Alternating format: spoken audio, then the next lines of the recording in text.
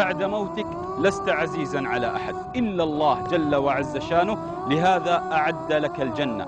بعد موتك الكل سينساك، بعد موتك ستكون تحت التراب ذكرا واسما وجسدا، بعد موتك سيقتسم الأهل الأموال، بعد موتك ستأخذ الزوجة ما لها من نصيب، وبعد موتك سيأتي الأبناء يقتسمون ما جنيت وما جمعت، بعد موتك ستنسى ولن تكن عزيزا على أحد إلا الله.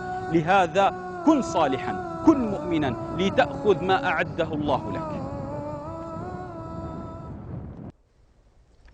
ودي أموت اليوم وأعيش باكر، وأشوف منه بعد موتي فقدني، وإنه حملني لين ذيك المقابر، وأشكر أنا كل من كرمني ودفني، وبشوف يرثيني أنا كم مشاعر، ومنه تركني وما كتب شيء. ستموت، ولربما القوم يرثونك بالقصائد ويطبلون ويزمرون ثم ينسون. هكذا هي سنة الحياة.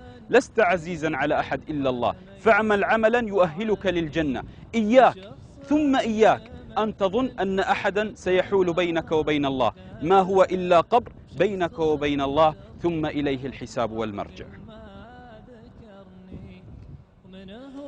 من أهلي في العزا كان حاضر، منه دعا لي في صلاته ورحمني، هذا القبر يوجد له صاحب قد حواه، ليس بهذا الأمر المهول لأنه له صاحب، لكن هذا ينتظر أحدا منا.